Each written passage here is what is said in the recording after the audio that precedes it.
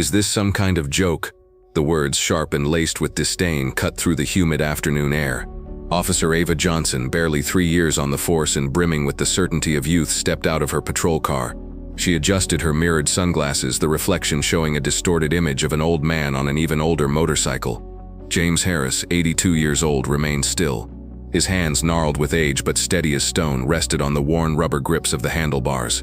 His calm, pale blue eyes were fixed on the heat-shimmering asphalt of the road ahead, as if the checkpoint, the officer, and her palpable impatience were nothing more than a minor obstruction on a much longer journey. Her partner, Officer Miller, exchanged a tired glance with her. "License and registration, and get off the bike now, sir." Her voice was a whip crack of authority. One hand rested casually, almost theatrically, on her holstered sidearm. What they didn't know, what they couldn't possibly comprehend, was that the quiet old man they were treating like a public nuisance was the very reason they had the freedom to wear their uniforms. And in just a few short minutes, an entire command element, led by a 3-star general in a Black Hawk helicopter, would descend upon this very spot, searching for the man they were currently harassing.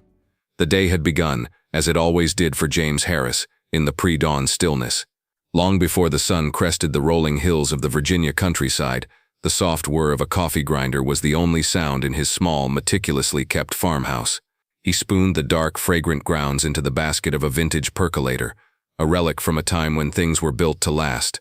While he waited, he stood by the kitchen window, watching the first blush of dawn spill across the dew-kissed fields.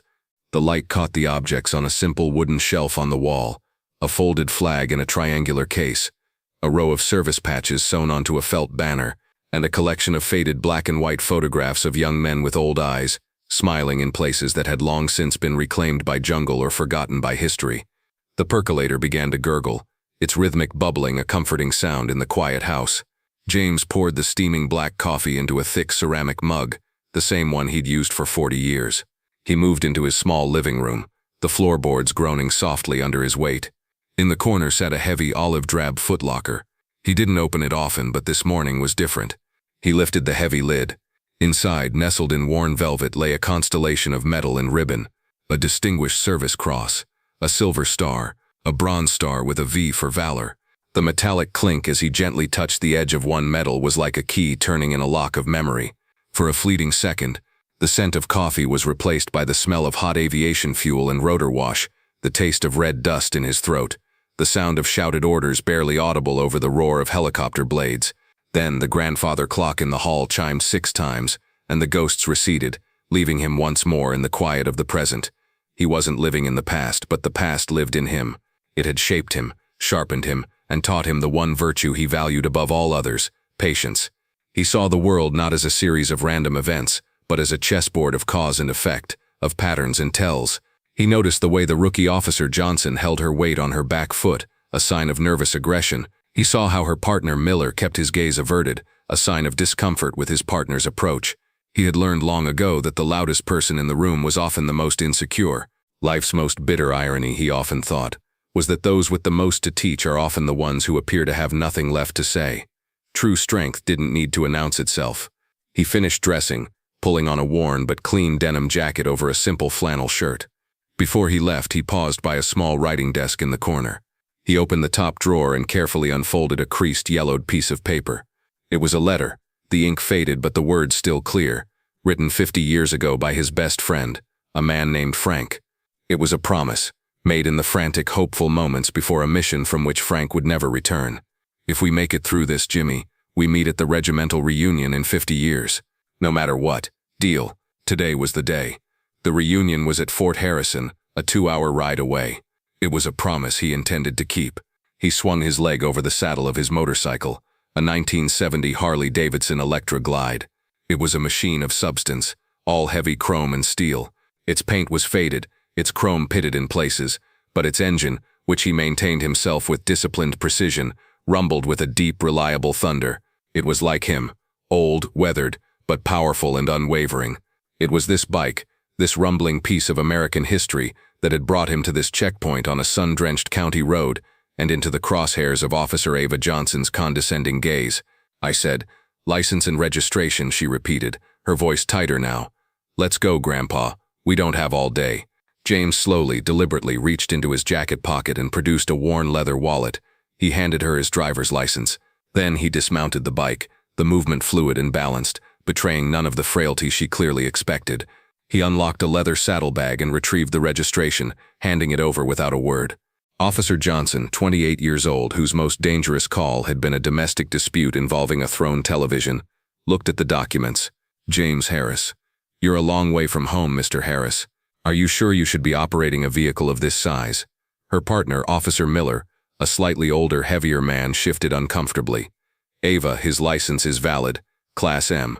I can read, Miller, she snapped, not taking her eyes off James. I'm concerned for his welfare. And the public's. An old man on a relic like this. It's an accident waiting to happen. She circled the Harley, her eyes scanning it for any possible infraction. Tires look a little worn. When was the last time you had this thing inspected? James remained silent, his gaze steady. His silence seemed to infuriate her more than any argument could have. It was a quiet rejection of her authority, a refusal to engage in her petty drama. For a man who had commanded battalions in the face of enemy fire, the puffed-up aggression of a young police officer was less than a mild annoyance. He was simply waiting for the obstacle to be removed so he could continue his mission. The traffic behind them was starting to back up. A small crowd of drivers now out of their cars had begun to form on the shoulder of the road, their cell phones held up to record the unfolding scene. The murmurs rippled through the onlookers, a mix of pity for the old man and judgment. Look at her giving that poor old guy a hard time. Well, maybe he shouldn't be driving that thing. Officer Johnson, keenly aware of the growing audience, felt the need to assert her dominance. Sir, I'm going to have to ask you to empty the contents of your saddlebags onto the hood of my patrol car, she declared, her voice loud enough for the crowd to hear. Miller shot her a look. Ava, we have no probable cause for a search. I have reasonable suspicion that his vehicle may not be roadworthy, which gives me grounds for a more thorough inspection of his equipment, she retorted, spouting a line she'd memorized from a training manual. It was a flimsy pretext, and they both knew it. James gave a slow, deliberate nod. He did not protest. He did not argue. With the same unhurried calm, he unbuckled the leather straps on his saddlebags and began placing the contents on the hot metal hood of the cruiser. There wasn't much. A tool roll, a spare set of spark plugs, a bottle of water, a rain poncho, and a small folded map. Nothing suspicious, nothing illegal, just the practical kit of an experienced rider. The lack of any contraband only seemed to fuel Johnson's frustration. The crowd was growing restless, the injustice of the situation becoming clearer with each passing moment. James Harris stood there, a figure of profound dignity amidst a sea of petty humiliation, his stoicism a silent testament to a strength she could not comprehend. He endured the search, the condescending questions, and the stares of the crowd with an unshakable, almost serene patience. He had faced far worse than this. He had waited out enemy patrols in freezing mud for days on end. He could certainly wait out this. Stuck in the line of cars about 50 yards back was a woman named Maria Sanchez, the owner of the Corner Perk, the town's most popular diner. She immediately recognized the old motorcycle and the man standing beside it.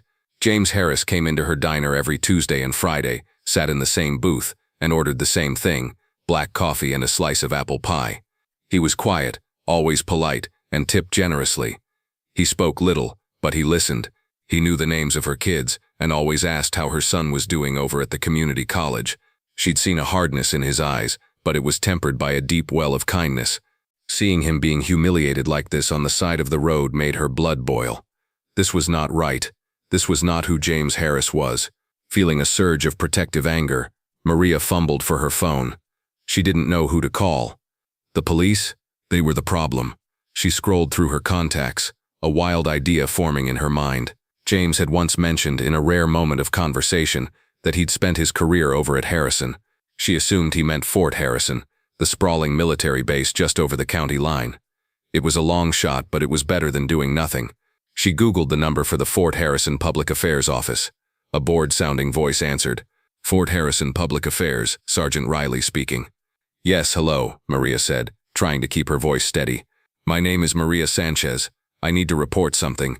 There's an old man, a veteran I think, being harassed by the police at a checkpoint on Route 29. Ma'am, that's a civilian matter, the sergeant said dismissively. You should call the sheriff's department. I tried. They're the ones doing it. Maria insisted, her frustration mounting. His name is James Harris. He's a wonderful man, and they're treating him like a criminal. There was a pause on the other end of the line. Did you say James Harris? The sergeant's tone had shifted from boredom to sharp attention. Yes, James Harris. He's about 80 years old, rides an old Harley. Ma'am, can you spell that first and last name for me, please? Maria spelled it out. She heard the clacking of a keyboard. The silence stretched on. Holy, the sergeant muttered under his breath. Ma'am, stay on the line, do not hang up. I'm patching you through to the base commander's office, right now. The line clicked, and a new voice came on, crisp and professional. This is Major Davies, aide to General Thompson. To whom am I speaking? Maria quickly explained the situation again. Ma'am, the major said, his voice now laced with an incredible urgency that sent a shiver down Maria's spine. Did you say Colonel James Harris? The ghost of the valley? Maria was stunned. Colonel? I don't know. He's just Mr. Harris to me. Ma'am, can you describe him? White hair, blue eyes, about 6 feet tall? Yes, that's him. Where is this happening, exactly? The major demanded. Maria gave him the location on Route 29. Okay, ma'am. Listen to me very carefully. Keep your phone on. If you can, get a message to the officers. Tell them that General Thompson is on his way personally, and tell them if they lay one more hand on Colonel Harris, they will answer directly to the Department of the Army. Do you understand? Back at the checkpoint, Officer Johnson, having found nothing, was at a loss. Her authority was slipping away in front of an audience. To save face, she had to make a final, decisive move. She walked back to James, her jaw set. All right, Mr. Harris, she announced. I'm deeming you unfit to operate this vehicle. Your reflexes are clearly diminished, and this motorcycle is a public hazard. We're going to have it impounded, and we'll give you a ride into town where you can arrange for someone to pick you up. We might need to have you medically evaluated. This was the point of no return. James Harris, who had remained silent and compliant, finally met her gaze. His blue eyes, which had been calm and distant, now focused on her with an intensity that made the young officer take an involuntary step back. For the first time, he spoke in a voice that was not frail, but low, steady, and resonant with a lifetime of command. Officer, he said slowly and clearly, you have conducted your stop. You have found no infraction. You have no legal cause to impound my property or to detain me. I am going to get on my motorcycle, and I am going to continue my journey. You are making a serious mistake. Is that a threat, sir? Johnson bristled, her hand once again moving to her sidearm. And then they all heard it. A sound that started as a faint rhythmic thumping in the distance, rapidly growing louder. It wasn't a car engine. It was a deep, powerful whop-whop-whop that vibrated in their chests. It wasn't a news chopper or a police helicopter. As it crested the tree line, everyone on the road stared in stunned silence. It was a UH-60 Black Hawk painted in drab military olive, flying low and fast. State police cruisers, sirens suddenly wailing, raced past the checkpoint to secure a landing zone in a large open field adjacent to the road. The crowd gasped. Officer Johnson and Officer Miller stared, mouths agape, as the formidable military helicopter descended, its rotor wash kicking up a storm of dust and grass. The power dynamic of the entire scene had just been irrevocably, seismically inverted. The Black Hawk's skids touched down with practiced ease. The side door slid open, and a figure emerged, followed by 2 aides. He was a tall man in his late 50s, his army dress uniform immaculate, 3 silver stars gleaming on each collar. He strode from the helicopter with an air of absolute, unquestionable authority, his polished jump boots crunching on the gravel shoulder of the road. He walked directly past the police barricade, ignoring Officer Johnson as if she were a piece of road debris. His eyes were locked on one man only. He stopped 2 feet in front of James Harris. The entire roadside fell into a hushed, reverent silence. The general brought his hand up in a salute so crisp it seemed to slice the air. Colonel Harris. His voice boomed, sharp and respectful. It is an honor, sir. General Mark Thompson. We were getting worried you weren't going to make the reunion. James returned the salute, his own movement a bit slower but no less precise. A faint smile touched his lips. Traffic was a little heavier than I expected, Mark. General Thompson dropped his salute and then turned, his gaze falling upon Officer Johnson and Officer Miller like a physical weight. His eyes were chips of ice. The crowd, phone still recording, leaned in. Officer, the general began, his voice dangerously calm. Do you have any idea who this man is? Johnson was speechless, her face drained of all color. The general didn't wait for an answer. You are standing in the presence of Colonel James the Ghost Harris. This man was awarded the Distinguished Service Cross for leading a charge up Hill 875 after his company commander was killed. He was awarded the Silver Star for crawling under heavy machine gun fire for 200 yards to rescue 3 of his wounded men. and he was awarded the Medal of Honor for single-handedly holding off an enemy battalion for 6 hours at the Battle of Iadrang Valley, saving his entire platoon from being overrun. He has given more for this country than you and I could ever repay in 100 lifetimes. A collective gasp went through the crowd. The words Medal of Honor hung in the air, electric and unbelievable.